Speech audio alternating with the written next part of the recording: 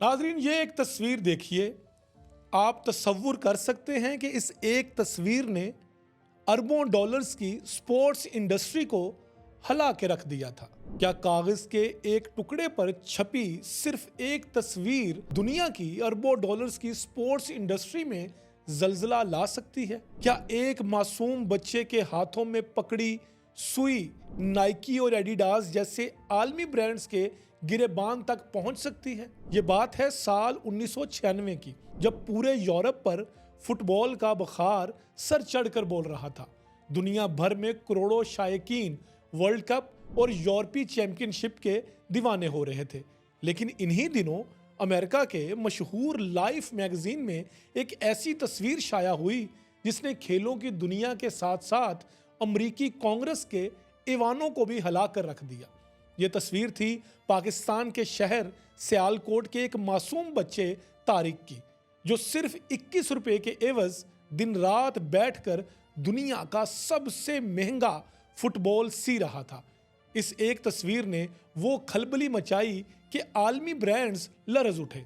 सारिफीन ने खरीदारी बंद करने की धमकियां दी और फिर तारीख का वो मौजज़ा हुआ जिसे अटलांटा मुआहदा कहा जाता है। इस एक तस्वीर की ताकत ने सियालकोट की फुटबॉल सनत से चाइल्ड लेबर का हमेशा के लिए खात्मा कर दिया और 10,000 से जायद मासूम बच्चों को सुई धागे के अंधेरे से निकालकर स्कूल के रोशन कमरों में पहुंचा दिया। साल 1996 में जब लाइफ मैगजीन के रिपोर्टर ने सियालकोट के एक कच्चे मकान में बैठे इस 12 साला बच्चे तारिक की तस्वीर खींची, तो शायद इस मैगजीन को भी अंदाजा नहीं था कि ये एक क्लिक दुनिया भर के स्पोर्ट्स मैन्युफैक्चरर्स के पांव तले से जमीन निकाल देगी। इस तस्वीर में तारिक के सामने नाइकी का एक फुटबॉल पड़ा था जिसके पैनल्स को वो अपने नन्हे हाथों से सी रहा था।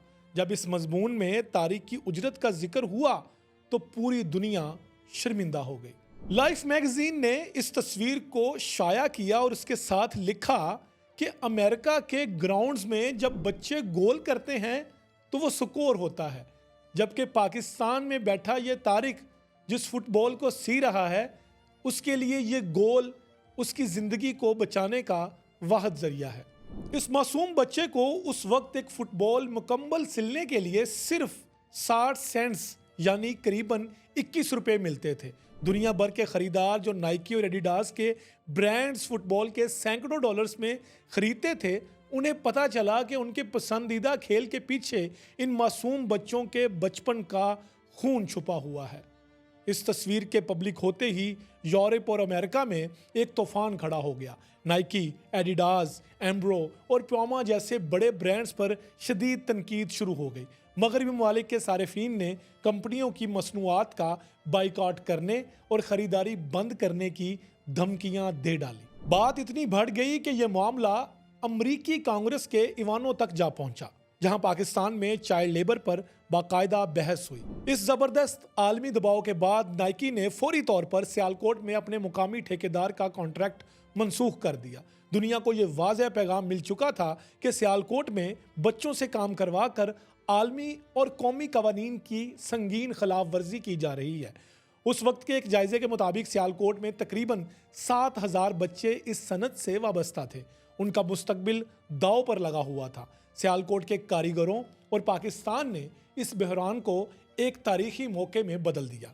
साल 1997 में अमरीकी शहर अटलांटा में एक तारीखी पेश रफ्त हुई जिसे अटलांटा मुआहदा या अटलांटा एग्रीमेंट कहा जाता है। फीफा, ILO, यूनिसेफ और सियालकोट चैम्बर ऑफ कॉमर्स ने मिलकर एक ऐसे मुआहदे पर दस्तखत किए जिसने पाकिस्तान की इस सनत का नक्शा ही बदल कर रख दिया। इस मुआहदे के तहत घरों में फुटबॉल सिलने पर मुकम्मल पाबंदी आयद कर दी गई और तमाम ठेकेदारों के लिए रजिस्ट्रेशन लाजमी करार दे दी गई ताकि चाइल्ड लेबर का नामो निशान मिटाया जा सके। और इसका नतीजा क्या निकला? सिर्फ 2 साल के अंदर यानी सन 1999 तक सियालकोट के तमाम ऑफिशियल फुटबॉल सेंटर्स ने चाइल्ड लेबर का एक भी केस सामने नहीं आया। इस प्रोग्राम के तहत 10,000 से ज़ायद बच्चों को बुनियादी तालीम दी गई और 5,800 से ज्यादा बच्चों को बाकायदा स्कूलों में दाखिल करवाया गया। जो हाथ कल तक सुई धागे से चमड़ा सी रहे थे, वो अब कलम पकड़कर अपना मुस्तकबिल लिखने लगे।